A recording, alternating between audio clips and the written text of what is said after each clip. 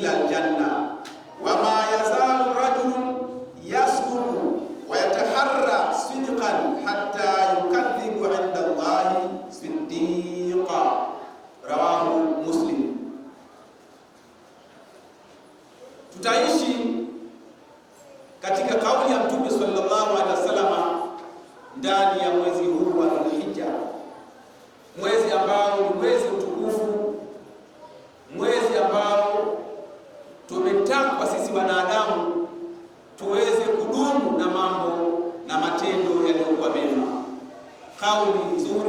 matendo mazuri.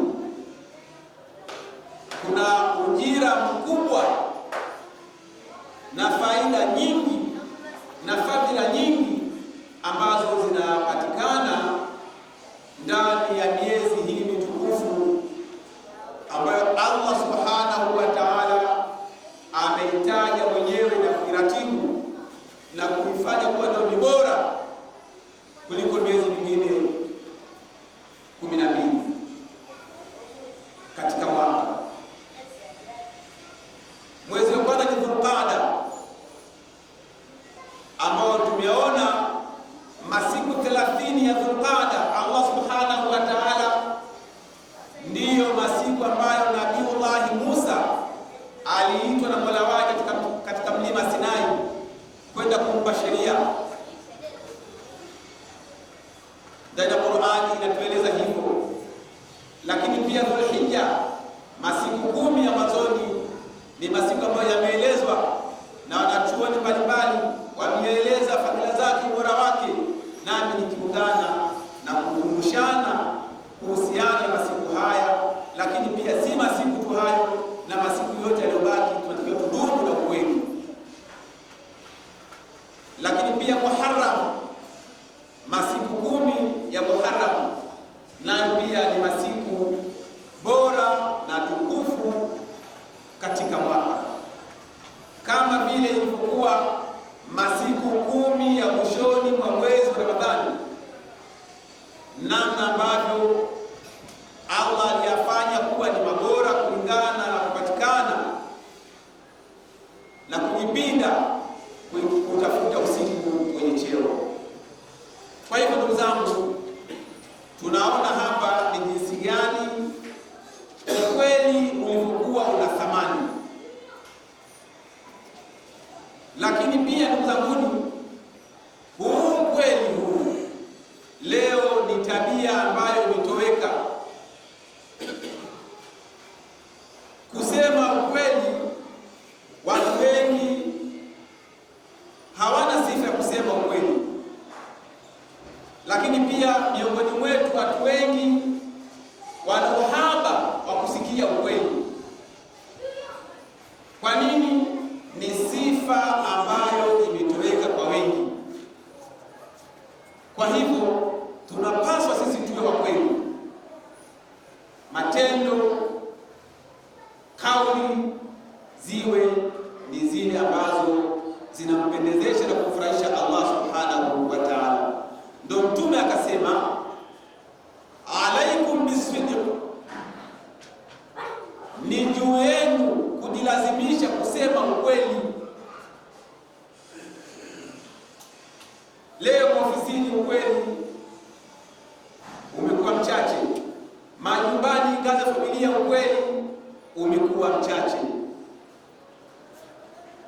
katika mazingira yetu, maisha yetu, kusema ukweli kumekuwa ni kuchache, na ndio inapelekea mpaka madhara kama haya ya ukame, maradhi, milipuko. Kwa nini? Kwa sababu wengi wamekuwa hawasemi ukweli, na wengi kwa sababu hawasemi ukweli, basi hata huo ukweli umekuwa ni kuchache kusikika. Leo mtu akisema uongo ndio anaonekana anasema kweli, lakini anayesema ukweli hana thamani na wala haonekani kama akasema kweli. Kwa hivyo ndio Mtume sallallahu alaihi wasallam anasema ni juu yenu kujilazimisha kuwa wa kweli katika maisha yenu.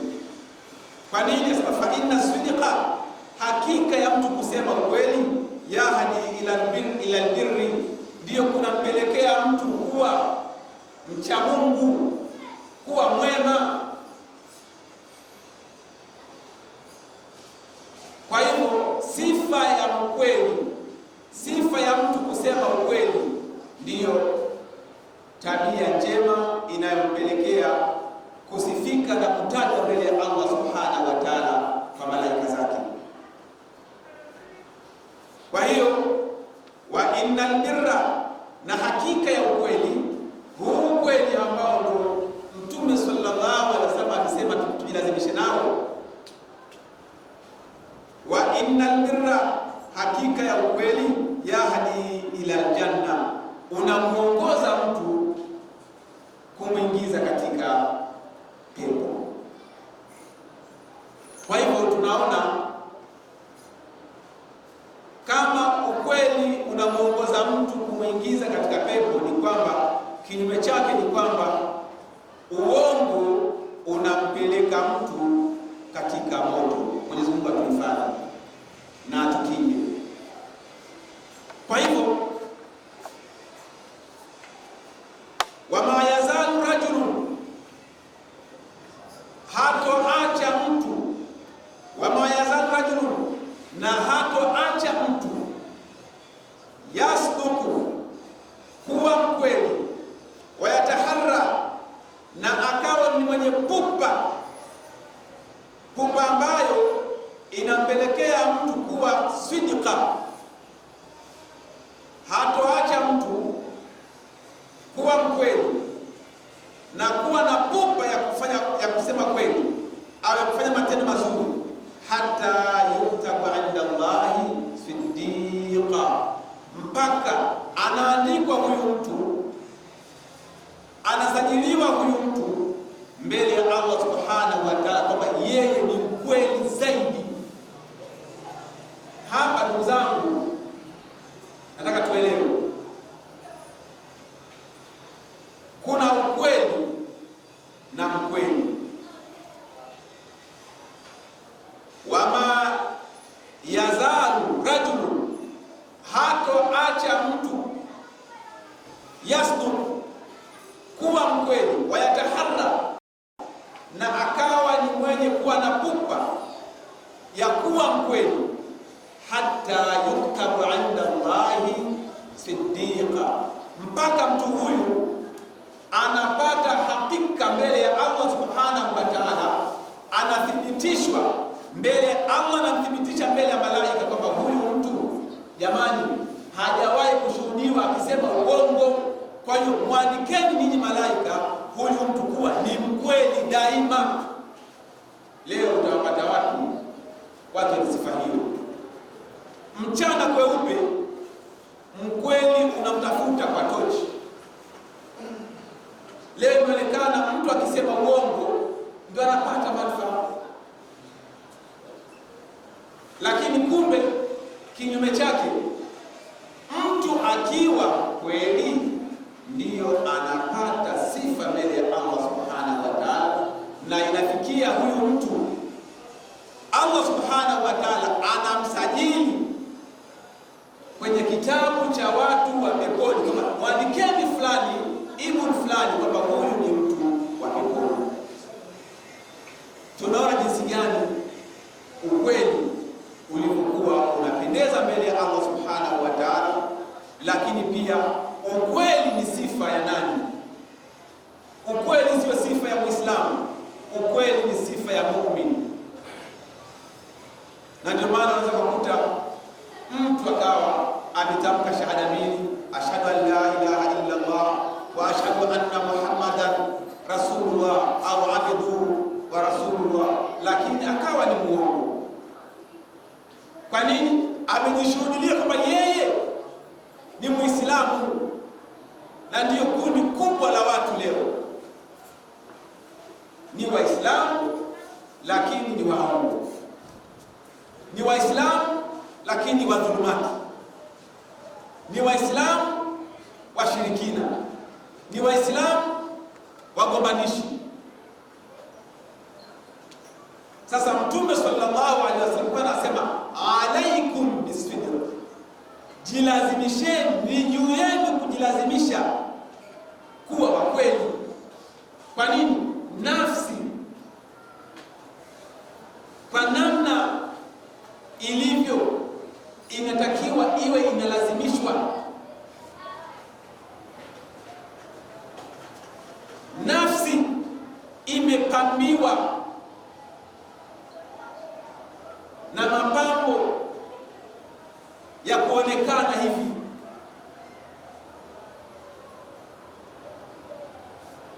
lakini muumini mapambo yake ni ya ghaibu, anaambiwa anaamini.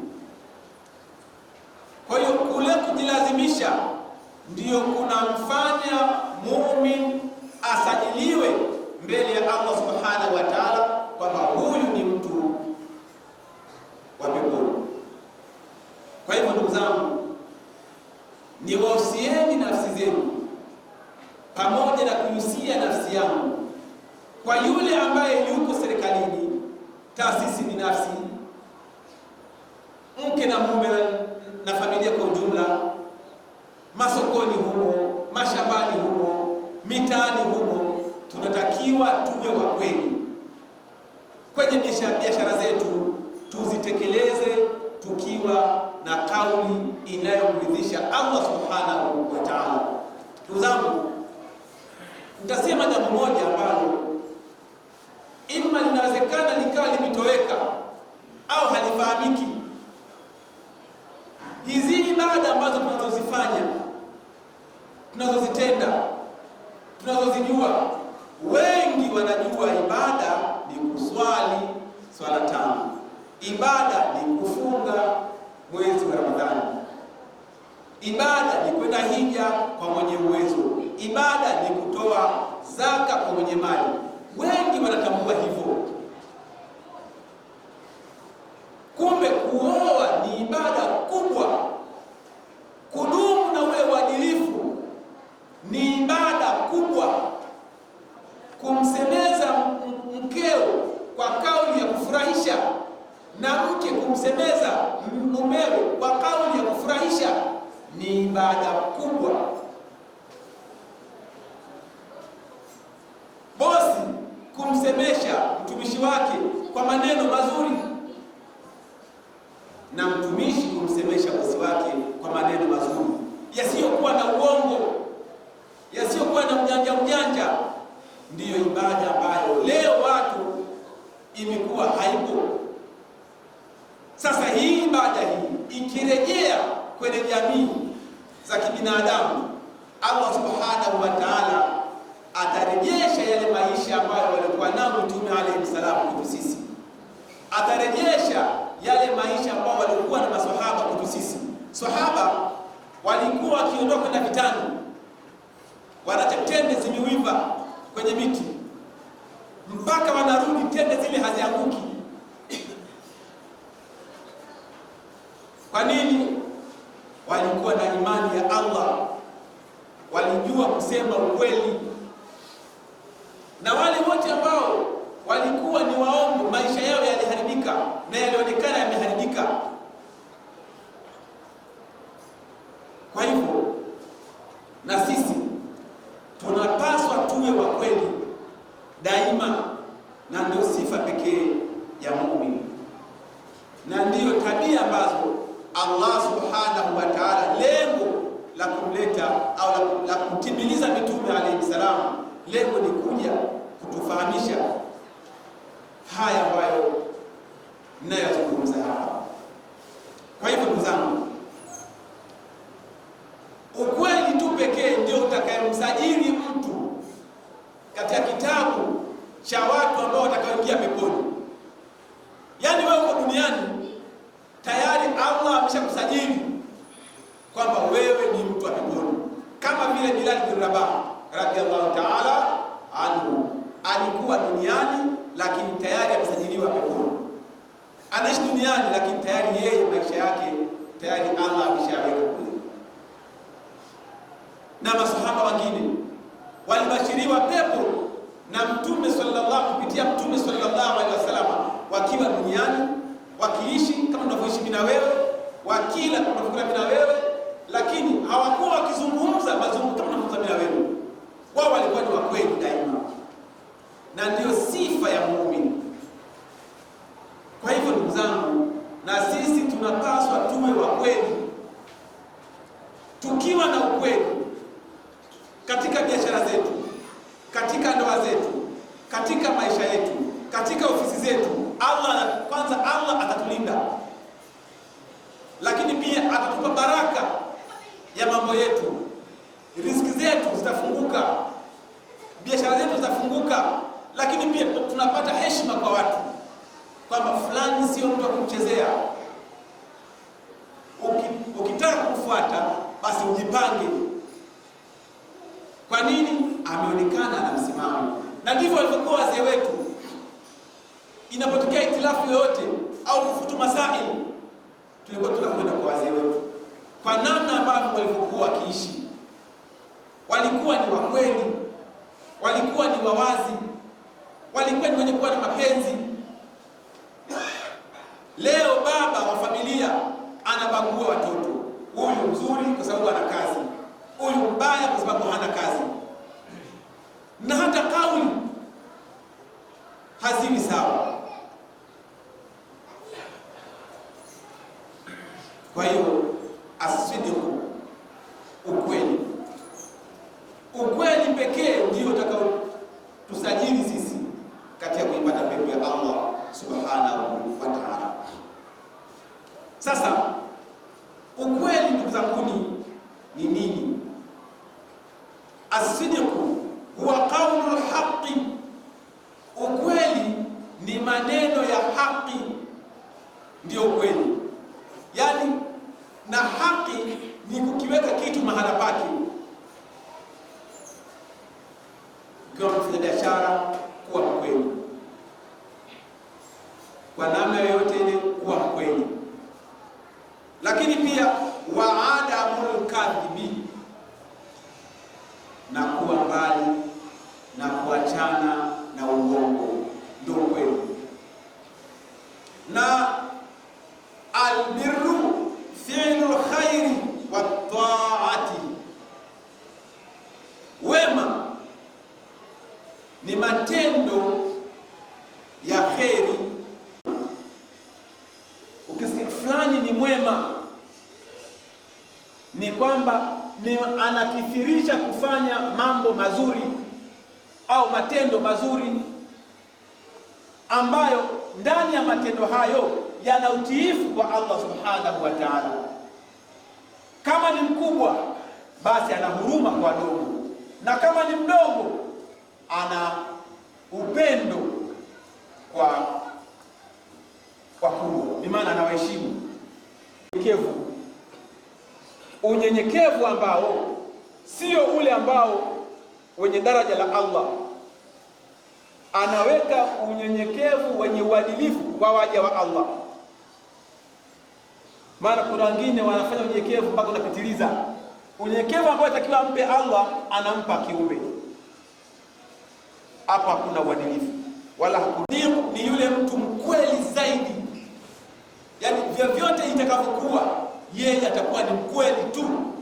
Ama ana njaa, ama anaumwa, ama amekutwa na jambo la aina yote, au anakwenda kutoa ushahidi, ametakwa kutoa ushahidi, atakuwa ni mkweli zaidi. Nilivyoona ndivyo hivyo, nilivyosikia ndivyo hivyo. Hata apewe zawadi, apewe donge, atakuwa ni mkweli. Ndio asfidiku, yani ni mkweli zaidi. Kuna asfidiku na asidiku. Asidiku ni mkweli zaidi, yani yule kabobea, hana sifa ya uongo, hajawahi kusema, na akisema katika sifa ya kibinadamu anakuwa mpesi kuleta istighfar. Kwa kweli muda wote, kwa hali yoyote, lazima yeye awe mkweli. Au ametakwa kutoa fatwa fulani, lakini ile fatwa baina ya wale watu wawili, mmoja ana hali nzuri, mwingine hana hali nzuri, ataegemea kwa yule mwenye hali nzuri. Anajua hapa, baada ya majlisi hii nitapata chochote. Sasa asidiku ni yule ambaye analazimikiana na ukweli kwa hali yoyote. Ukweli kwake yeye inakuwa ndio lazima, lakini sio ukweli tu, pamoja walqauli, na kauli zake zitakuwa za kweli, walfi'li, na matendo yake yatakuwa ya kweli. Wala yukdhabu abadan, na wala huwezi kumkuta na sifa ya uongo milele.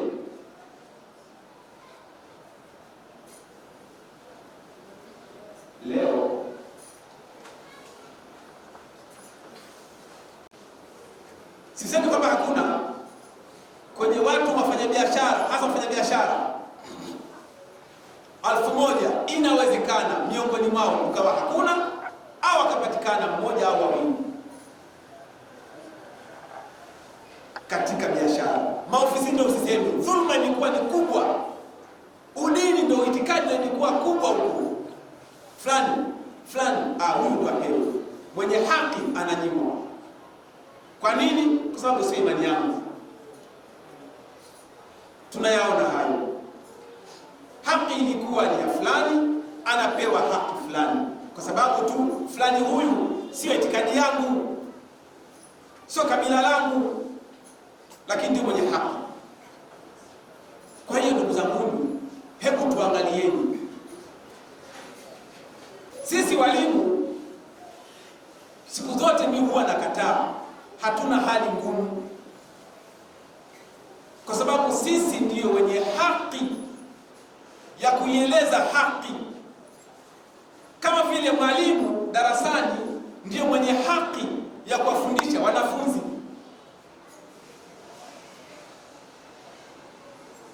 lakini kwa sababu wale wanaopewa hiyo haki hawatambui thamani ya yule anayetoa haki, sasa inaonekana huyu mtu wa haki hana thamani. Si nifahamika vizuri hapo? Waislamu, nifahamika vizuri hapo? Nimefahamika vizuri? Huyu mtu wa haki anapata thamani siku fulani ana ndoa. Ndio itakuja gari nzuri kuja kumchukua. Anadua, anakurehemu baba yake. Itakuja na chakula kizuri atapewa na pesa atapewa. Lakini angalia hiyo pesa anayopewa, je, ndio itamkidhia mpaka wewe siku tena utakuwa na dua? Atakula hiyo hiyo tu.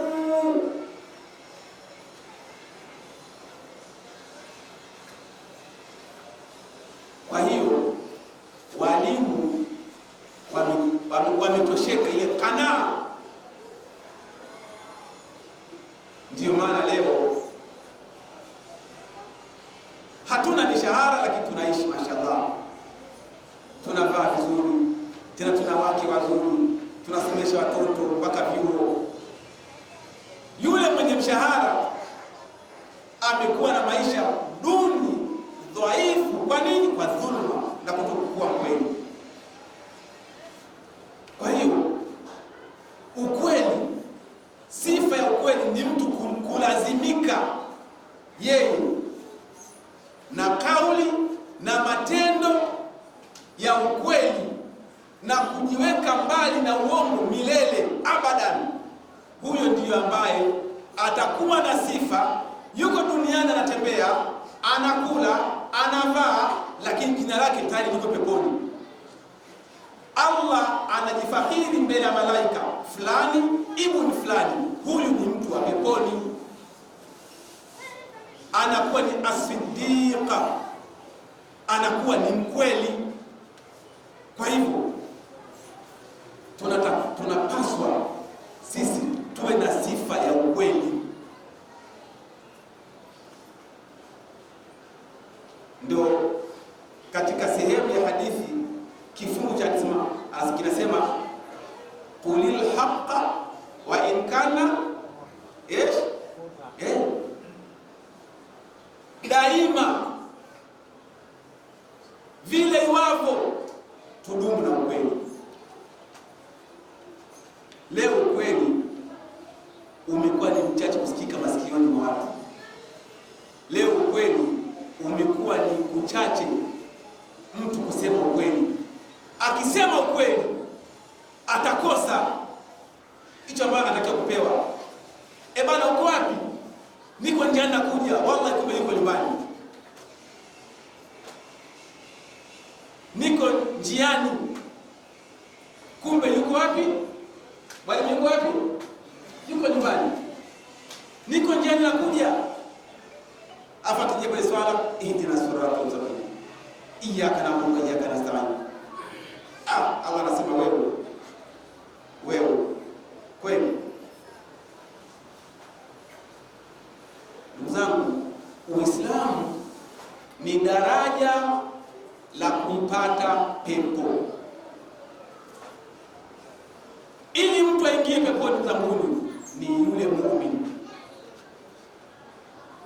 Ndo Sheikh anasema inna sidqa min a'zam sifati almu'min, hakika ya ukweli ndiyo sifa pekee tukufu ya muumini. Ukweli huu ndio sifa pekee ya muumini. Kwa hiyo muumini hawezi kuwa muumini kama hajawa mkweli, na ukweli ni kuanzia muda, chumo lake, matumizi yake, ukweli wake, vazi lake, namna kukabiliana na mke wake nyumbani, namna kuhudumia watoto wake nyumbani. Huwezi kuwa mkweli nje, ndani watoto wanalala njaa, wewe unakunywa supu. Kazini mtoto bajeti ya chai hana, wewe una bajeti ya chai kazini, afu ukawa muumini, tunadanganyana.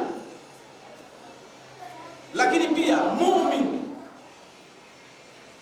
sifa nyingine fihi, ndani ya huu kweli sasa ndiyo kunatengenezeka nyoyo. Yaani kule kusema ukweli ndio kunafanya moyo wa huyu mtu uweze kusimama ibada, uweze kusimama imara katika matendo, katika ibada. Na hivyo hivyo ukiwa muongo, basi moyo wako ndio utakuwa hivyo hivyo katika hali hiyo hiyo ya uongo. Allah atuhifadhi na tabia hiyo. Allah atustiri na tabia hiyo. Ndugu zangu, yako mengi ya kuongea katika huu kweli, lakini muda hautoshi. Hivyo sasa nijihusie nafsi yangu na kuhusia nafsi zenu, tulazimikianeni na kusema ukweli. Hizi swala hazitutoshi sisi kutupeleka peponi, wala hizi funga. Angalieni nyinyi mashahidi, mtu anafunga siku 30 au 29, lakini baada ya funga yake tu matendo anayofanya huko nje unashangaa, ile kufunga siku 29 30. Lakini nyinyi mashahidi mnaona mtu kila safu, kila muda yuko hapa kwenye safu, lakini akitoka nje anahisi kama vile yule hajavaa, anatamani aone mpaka mwili wake mwanamke, mpaka anajikwaa, macho yanamfuatisha. Ana swali huyu. Sasa tujipambane na sifa ya uchamungu. Na uchamungu hauwezi kuja kama hatukwenda kutengeneza huo uchamungu.